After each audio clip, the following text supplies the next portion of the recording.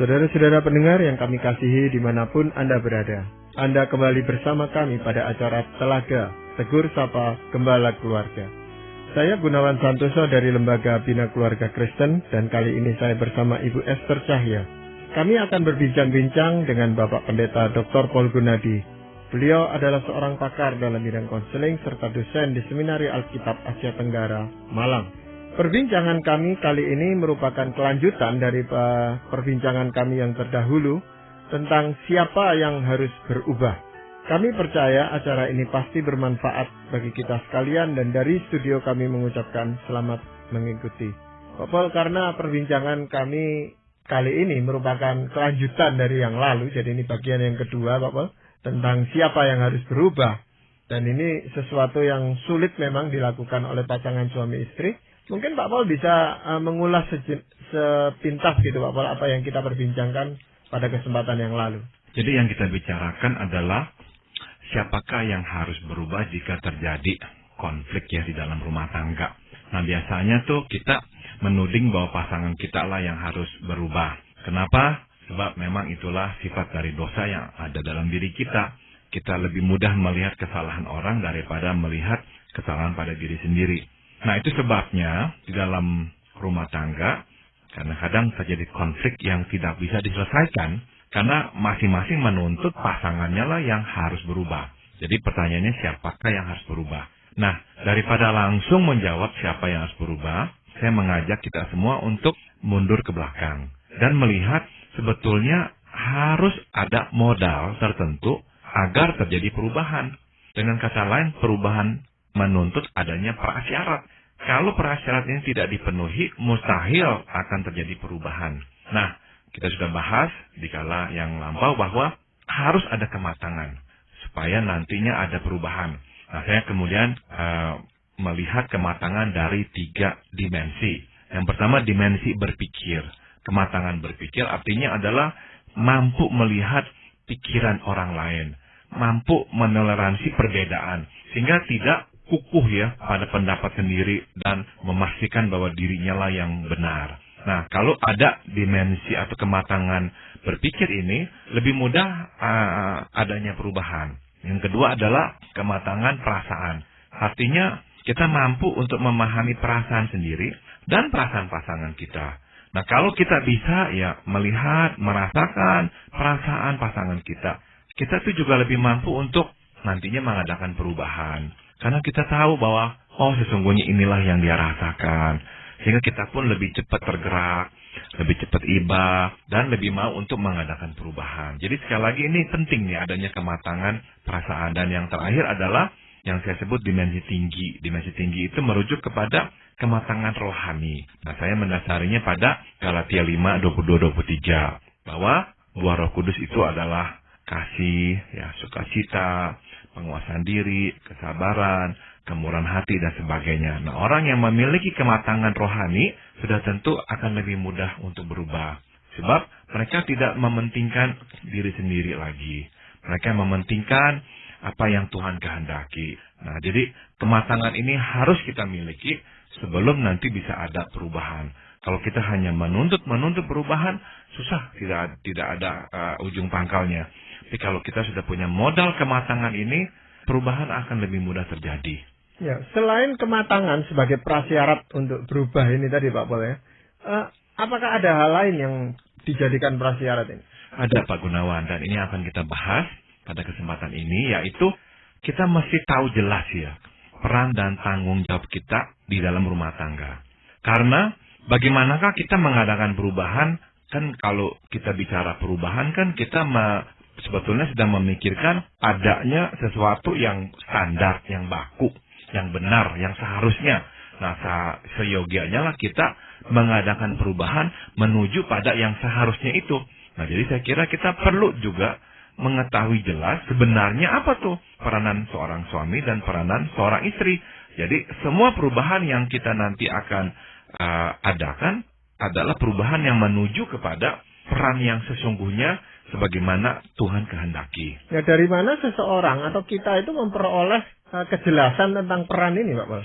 Kita kembali ke firman Tuhan di Efesus pasal 22 hingga 33. Rasul Paulus menjabarkan tentang tanggung jawab atau peran suami dan istri.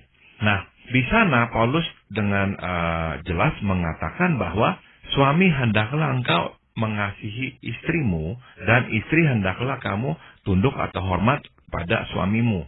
Dan di sana Paulus juga dengan jelas mengatakan bahwa hendaklah istri menghormati suaminya sebagai kepala istri. Nah, sebagaimana Kristus adalah kepala jemaat, suami adalah kepala istri. Nah, saya mau angkat hal ini, Pak Gunawan. Jadi, apa tuh peranan suami? Kepala istri. Dan apa tuh peranan istri? Tunduk kepada suaminya. Ya, kita mesti jelas dengan prinsip atau konsep ini. Sebetulnya Alkitab tidak mengatakan suami adalah kepala keluarga. Tidak. Di Efesus pasal 5 jelas dikatakan suami adalah kepala istri. Nah, ini sesuatu yang mungkin kurang begitu enak untuk kita dengar.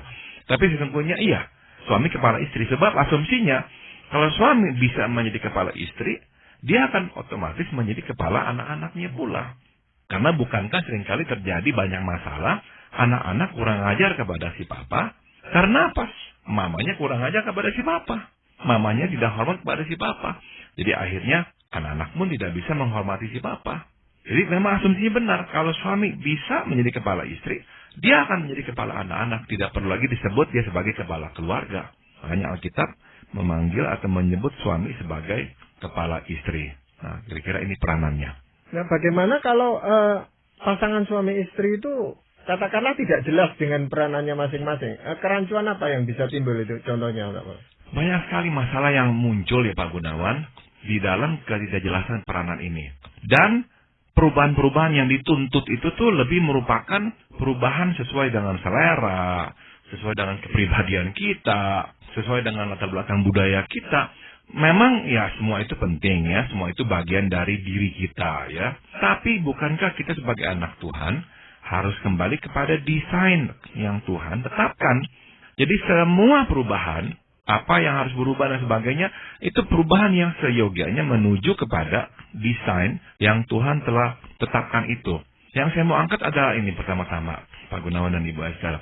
Kita seringkali melihat Efesus pasal 5, 22 hingga 33 itu sebagai perintah Tuhan baik kepada suami maupun kepada istri. Itu benar, ya, tidak salah. Karena memang jelas ada perintah Tuhan kepada suami, yakni mengasihi istri, ada perintah Tuhan kepada istri, tunduklah kepada suamimu. Tapi untuk sejenak saya mau mengajak kita melihat bagian Alkitab itu dari kacamata yang sedikit berbeda. Yaitu, sebetulnya bisa juga kita melihatnya seperti ini. Tuhan memberikan satu perintah. Dan perintah itu ditujukan kepada suami. Yaitu, kasihilah istrimu dan kepalailah istrimu. Karena apa? Karena Efesus pasal 1-3 dari 6 pasal itu, 3 pasal pertama memuat tentang apa yang harus kita percaya. Dengan kata lain, percayalah yang benar. Itu tuh tema utama pasal 1 hingga pasal 3. Tapi Efesus pasal 4 hingga pasal 6 lebih memuat hal-hal praktis. Jadi bukan saja kita harus percaya yang benar, kita harus hidup yang benar. Nah, dalam pembahasan bagaimana kita hidup yang benar, Paulus menyelipkan satu hal yang sangat penting, yaitu bagaimana berumah tangga dengan benar, bagaimana hidup di dalam relasi suami istri yang benar. Dengan kata lain, sebetulnya itu saya bisa juga mengatakan Efesus 5:22-33 merupakan pembahasan tentang bagaimana hidup dalam berkeluarga secara tertib. Jangan sampai dalam keluarga itu terjadi ketidakharmonisan dan konflik dan sebagainya. Jadi penting sekali kita hidup tertib. Nah, untuk hidup tertib, Paulus memberikan perintah dari Tuhan, yaitu suami harus menjadi kepala istri. Nah, di dalam satu perintah itu, suami hendaklah engkau mengasihi istrimu dan menjadi kepala istrimu, termasuk perintah yang ditujukan kepada istri. Istri tunduklah kepada suamimu, sebab tidak mungkin suami menjadi kepala istri kalau istri tidak mau tunduk kepada suami. Nah, di zaman sekarang ini kan Pak, juga dengan emansipasi, dengan gerakan feminisme gitu ya, kan seringkali akhirnya nggak jelas nih ya pria wanita. Jadi akhirnya di dalam keluarga juga seperti ada sebuah kesepakatan berbagi kuasa, sama-sama punya kuasa. Nah, hal ini bagaimana nih? Saya memahami bahwa sekarang ini nih berkembang pemikiran bahwa ya seyogianya kepemimpinan rumah tangga itu kepemimpinan kolektif, yaitu kepemimpinan yang dibagi antara suami dan istri. Sebetulnya tidak. Sebab bukankah kita yang terjun di dunia bisnis misalkan, di dunia organisasi dan sebagainya. Kita tahu bahwa penting sekali ada satu kepemimpinan. Kepemimpinan kalau mulai dibagi-bagi, satu organisasi punya 2-3 kepala, kita tahu itu adalah resep kekacauan. Jadi kita mengerti bahwa di dalam dunia organisasi tidak bisa ada 2-3 kepala. Nah, coba kita terapkan dalam konteks keluarga. Kalau di dalam keluarga ada 2 kepala, suami dan istri, sama-sama kepala. Sebetulnya kan itu tidak memungkinkan. Sebab kalau kita berkata dua-duanya adalah kepala, bagaimanakah mungkin suami menjadi kepala istri dan pada saat yang bersamaan istri menjadi kepala suami? Nggak mungkin. Sebab Alkitab jelas berkata suami kepala istri. Kalau kita berkata dua-dua kepala berarti istri juga kepala suami. Nah, mana mungkin yang satu jadi kepala yang satunya, yang satunya menjadi kepala yang satunya. Tidak mungkin. Jadi memang mesti ada satu kepemimpinan. Itu adalah resep ketertiban. Memang untuk kita yang hidup zaman abad modern ini sepertinya nih kuno ya, konservatif lah, ortodoks lah, tidak mengikuti perkembangan arus zaman dan sebagainya. Sebab memang ya seolah-olah kok ini nih seperti ini chauvinisme ya, mau meninggi-ninggikan pria. Oh bukan. Sebab justru kita melihat Efesus pasal 5, 22-33 memuat begitu banyak penjelasan perintah Tuhan kepada pria. Dan kalau kita perhatikan dari ayat 22 hingga ayat 33, sebetulnya yang untuk wanita hanya ada di 2 ayat. Di ayat 22, istri tunduklah kepada suamimu. Di ayat 33, dan bagaimanapun bagi kamu sekarang berlaku masing-masing, hendaklah suami mengasihi istrimu dan istri hendaklah hormat kepada suamimu. Hanya 2. Tapi di antara 2 ayat itu tuh semuanya ditujukan kepada suami. Yaitu bagaimanakah seharusnya dia menjadi kepala istri. Nah, Tuhan memberi penjelasan, dia hanya bisa menjadi kepala istri seperti Yesus menjadi kepala jemaat. Menjadi kepala jemaat, Yesus mengorbankan dirinya, mengosongkan egonya, mengasihi jemaatnya. Jadi begitulah suami mengepala istrinya. Dia hanya bisa mengepala istri dengan cara mengosongkan egonya, melayani. Ya, sebab Yesus pun melayani kita. Dia datang bukan untuk dilayani, tapi melayani. Dan dia mengasihi, begitu mengasihinya sehingga dia rela mati bagi jemaat yang dikasihinya. Nah, pemimpin yang seperti inilah, atau kepemimpinan yang seperti inilah, yang Tuhan kehendaki. Nah, di dalam kepemimpinan yang seperti ini, saya percaya tidak ada istri yang akan mengeluh. Kenapa? Banyak istri mengeluh karena suami tidak menjalankan kepemimpinan sebagaimana yang Tuhan kehendaki. Ya, yang sering dilakukan, yang sering terjadi justru peran itu mau diambil sebagai suami, sebagai kepala dari istri gitu ya Pak Paul ya. Tetapi tidak berfungsi sebagaimana kepala gitu. Jadi untuk meringankan tugas mungkin bagi tugas-tugasnya sehingga dia sendiri ya cuman sedikit aja tugasnya gitu. Nah, sebagai kepala, jadi dia memang harus memimpin Pak Gunawan. Kadang-kadang pria itu tuh gamang, ragu-ragu. Saya memimpin atau tidak? Oh tidak. Tuhan jelas berkata, engkau kepala istri. Jadi berlakulah, berfungsilah sebagai kepala. Pimpinlah rumah tanggamu. Pimpinlah istrimu. Itu yang Tuhan kehendaki. Jangan gamang. Namun bagaimanakah memimpinnya? Ya dengan kasih. Dengan melayani. Dengan mengosongkan ego. Saya berikan satu contoh situasi agar kita bisa menerapkannya dengan lebih mudah ya. Misalkan begini, seorang istri jengkel ya melihat suaminya pulang kerja langsung ongkang-ongkang kaki, nonton televisi, baca koran, dia pontang-panting, mengurus anak, ya. Nah, habis itu mesti kasih makan anak, habis itu mesti menemani anak belajar sampai malam. Membersihkan dapur, setelah itu baru mau istirahat tidur. Nah, misalkan setelah itu tuh suami malam-malam meminta untuk hubungan intim dengan suaminya, dengan istrinya. Istrinya karena sudah kadung jengkel, melihat suaminya kok enak-enakan aja nggak mau membantu. Akhirnya waktu suaminya meminta hubungan intim, dia menolak. Istrinya menolak dan mereka tidak mau. Nah, suaminya marah. Suaminya marah misalkan, ya berkata, ya kalau tidak mau ya sudah, saya tidak akan meminta lagi. Ribut besar, dan suami merasa terhina, dan sebagainya. Nah, ini kan situasi yang sering terjadi dalam rumah tangga ya. Nah, bagaimana gitu kita menerapkan Efesus 5 ke dalam rumah tangga ini? Bagaimanakah kita menerapkan peran dan tanggung jawab sebagaimana yang Tuhan telah tetapkan itu? Saya berikan contoh penerapannya. Begini, di sini suami kan berfungsi sebagai kepala. Dia kepala istri. Nah, kepala yang baik harus memastikan bahwa stafnya mengerjakan tugas sebaik-baiknya. Dia harus tahu apa yang menjadi problem bawahannya atau stafnya. Dan dia harus mencoba untuk menghilangkan problem itu sehingga stafnya bisa berfungsi semaksimal mungkin. Nah, jadi si suami sebagai kepala seharusnya waktu dia pulang, sebelum si istri mengeluhkan apapun, dia seharusnya sudah peka membaca situasi. Dia seharusnya mengetahui bahwa istrinya sedang kerepotan, dan seyogianya lah dia menawarkan bantuan untuk menolong istrinya. Sebab bukankah dalam perusahaan yang dimana kita bekerja, kita akan menghargai atasan yang bersedia bukan saja mengetahui kondisi lingkungan kerja bawahannya, tapi juga bersedia menolong. Itu atasan yang kita hargai, ya, yang akan berkata, apa yang bisa saya bantu supaya problemmu bisa diselesaikan atau dikurangi, supaya kamu bisa bekerja dengan lebih efektif. Nah, seyogianya si suami juga menawarkan bantuan.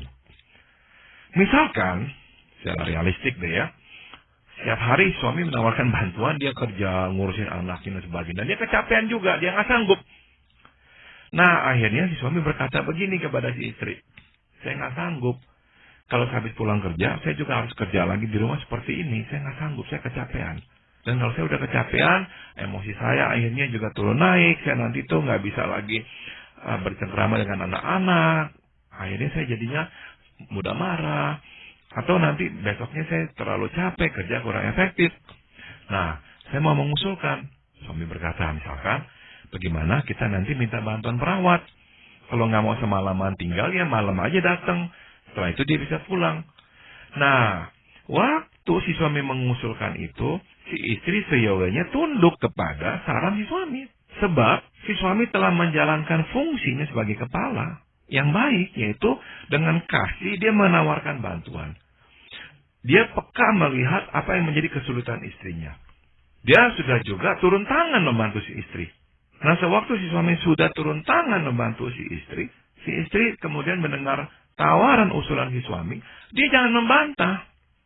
Dia jangan berkata, saya tidak mau, saya mau ngurus sendiri, gini. Nah, itu menunjukkan pembangkangan, itu menunjukkan ketidaktundukan. Dia seharusnya menerima, iya benar, nggak bisa ini nih. Suami saya sudah membantu saya dan sudah terlalu capek. Dan ini, ya kita punya uang cukup untuk bisa mengkaryakan seorang perawat, ya udah, pakailah seorang perawat. Nah, di sini kita melihat prinsip Efesus 5 itu diterapkan. Yang satu mengepalai, tapi mengepalai dengan baik, dengan kasih dan pengorbanan. Yang satu tunduk, sewaktu sudah melihat bahwa suami telah menjadi kepala istri yang baik. Seharusnya dia tunduk. Dia tidak lagi membangkang. Nah, dua-dua akhirnya menjalankan apa yang Tuhan kehendaki. Dan dua-dua akhirnya bisa hidup dengan harmonis.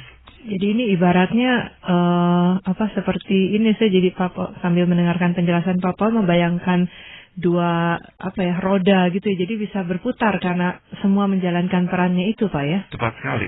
Dua roda yang memang giginya itu tuh saling terkait. Iya. Sehingga waktu yang satu berputar, yang satu ikut berputar. Iya. Jadi intinya waktu si suami sudah turun tangan, si istri harus membuka tangan, menyambut uluran tangan si suami. Jangan sampai nanti si suami sudah menawarkan bantuannya, si istri malahan tidak mau, membangkang, tetap mau begitu juga. Nah, tidak bisa. Sebab Tuhan memerintahkan si istri juga harus tunduk. Bagaimanakah suami bisa berfungsi mengepalai istri kalau istrinya tidak mau tunduk? Tapi untuk bisa si istri tunduk dengan lebih mudah, dia juga harus melihat suaminya itu tuh turun tangan.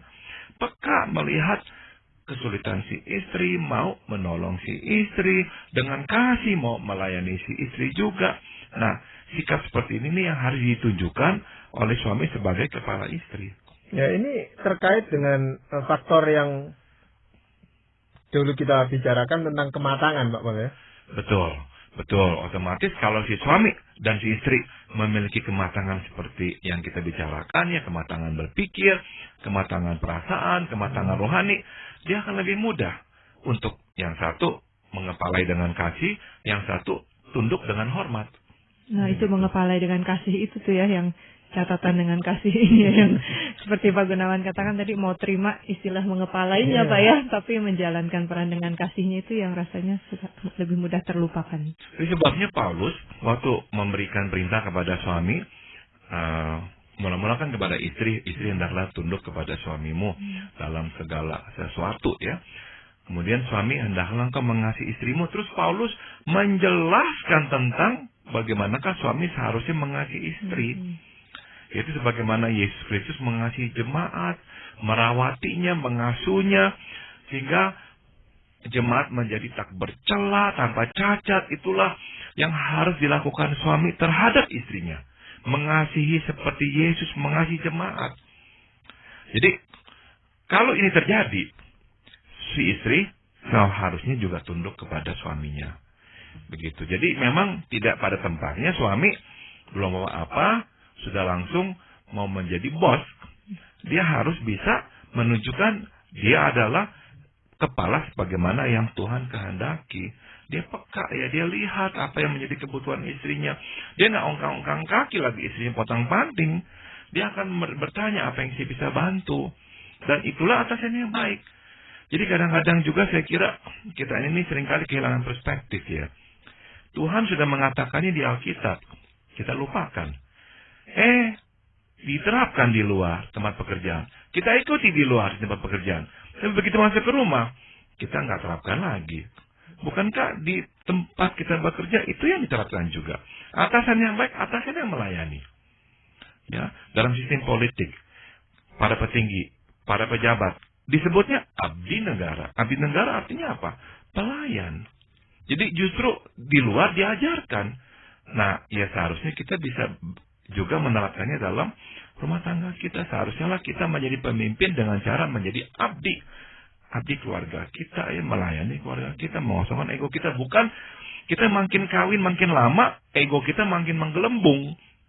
Nah itu berarti kita nggak menjalani yang Tuhan kehendaki. Justru seharusnya pria makin lama menikah, egonya makin mengecil, makin kempes. Makin dia nggak punya ego. Makin nggak punya ego. Karena memang kasihnya itu kasih yang melepaskan egonya, bukan justru menumpukan ego. Ya mungkin tahu karena hal itu Pak Paul ya. Banyak suami juga yang tidak terlalu menekankan tentang peran sebagai kepala keluarga itu Pak Paul. Sehingga dia ya lepas aja gitu aja. Jalan aja seperti biasa. Tapi dia tidak merasa itu sesuatu yang penting untuk dijelaskan tentang peranannya sebagai kepala keluarga. Dan itulah saya kira cikal bakal atau permulaan dari munculnya problem dalam keluarga. Sebab kita coba lihat perusahaan atau organisasi. Jikalau pemimpin tidak menjalankan tugasnya, pasti berantakan. Jadi Tuhan sudah meletakkan fondasinya. Untuk rumah tangga bisa tertib, untuk bisa rumah tangga bisa harmonis, perlu adanya keteraturan. Siapa yang jadi kepala, siapa yang bertugas mengasihi dan melayani, siapa yang juga harus tunduk kepada pengepalaan si suami itu. Nah ini resep ketertiban. Nah kadang-kadang kita akan menggembang-gemborkan pentingnya cinta kasih dalam keluarga dan sebagainya. Itu betul. Tapi cinta kasih hanya bisa bertemu dalam ketertiban. Kalau tidak ada ketertiban, kita nggak bisa membicarakan bagaimana menumbuhkan, menyuburkan cinta kasih. Nggak mungkin. Nggak mungkin. Bagaimana menumbuhkan kemesraan? Nggak ada kemesraan dan nggak mungkin bisa tumbuh kemesraan kalau di dasarnya adalah kekacauan, tidak ada ketertiban. Maka penting sekali ada ketertiban dulu. Di dalam ketertiban lah cinta bertumbuh. Dalam ketertiban lah kemesraan akhirnya juga bertunas. Ya memang ada istri itu yang lebih dominan daripada suaminya. Memang faktanya dia lebih mampu, dia bisa menjadi pemimpin, ya suaminya tidak bisa gitu Pak. Dalam kasus seperti itu, si istri bisa menjadi istri yang bijaksana, yaitu dia dalam mengambil keputusan tetap berkonsultasi dengan si suami, namun dia menyajikan 2-3 pilihan yang mungkin suami juga nggak pikirkan. Karena memang kurang bisa melihat pilihan-pilihan tersebut. Istri yang menyajikan 2-3 pilihan tersebut dan meminta suaminya untuk memutuskan. Dan sebaliknya si suami karena dia tahu keterbatasannya, waktu istrinya sudah menyajikan pilihan-pilihan yang tersedia, dia pertimbangkan pilihan-pilihan itu. Jangan sampai dia merasa, saya nggak bakalan mau pilih yang istri saya sudah sajikan. Dia pilih yang lain, yang justru tambah salah. Jadi sekali lagi, kita kembali kepada poin yang pertama yang kita bahas pada kesempatan yang lalu, diperlukan kematangan ya dalam berpikir, perasaan, dan rohani untuk rendah hati, untuk mau mendengarkan. Nah, kalau itu semua ada, sebetulnya Pak Gunawan dan Ibu Esther, pertanyaan siapakah yang harus berubah nggak lagi relevan. Sebab masing-masing hanya pikirkan apa yang harus berubah. Bukannya siapa, tapi apa. Nah, dan semuanya akan bersedia, rela. Oke lah, kita langsung ubah. Oke lah, kita langsung ubah. Karena menjadi lebih penting apanya, bukan siapanya lagi. Dan banyak masalah bisa dicegah, Pak ya? Betul sekali. Dan akhirnya memang nggak ada masalah. Ya, jadi kesimpulan akhirnya apa Pak Paul dari perbincangan kita 2 kali ini? Saya kira untuk menjawab pertanyaan siapakah yang harus berubah, kita harus mundur ke belakang, kita harus mendewasakan diri kita dulu. Dan kedua, kita harus berdiri di jalur yang benar dalam hal peranan dan tanggung jawab kita. Kalau kita memiliki itu semua, tidak ada lagi masalah tentang siapakah yang harus berubah. Nah, kuncinya, dasarnya adalah memang kita harus tunduk kepada Tuhan. Di dalam ketundukan kepada Tuhan akan ada kerendahan hati. Ya, kita nggak mungkin punya kerendahan hati kalau kita nggak bisa pertama-tama tunduk terlebih dahulu kepada Tuhan. Kalau itu sudah ada, nah roda ini akan mulai berputar. Ya, terima kasih Pak Paul, terima kasih Ibu Esther untuk perbincangan ini. Dan para pendengar sekalian, kami mengucapkan banyak terima kasih Anda telah mengikuti perbincangan kami dengan Bapak Pendeta Dr. Paul Gunadi dalam acara Telaga, Tegur Sapa Gembala Keluarga. Kami baru saja berbincang-bincang tentang siapa yang harus berubah. Bagi Anda yang berminat untuk mengetahui lebih lanjut mengenai acara ini, silakan menghubungi kami lewat surat. Alamatkan surat Anda ke Lembaga Bina Keluarga Kristen atau LBKK, Jalan Cimanuk 58, Malang. Anda juga dapat menggunakan email dengan alamat telaga@indo.net.id. Kami juga mengundang Anda mengunjungi situs kami di www.telaga.org. Saran-saran, pertanyaan, serta tanggapan Anda sangat kami nantikan. Akhirnya dari studio kami mengucapkan terima kasih atas perhatian Anda dan sampai jumpa pada acara Telaga yang akan datang.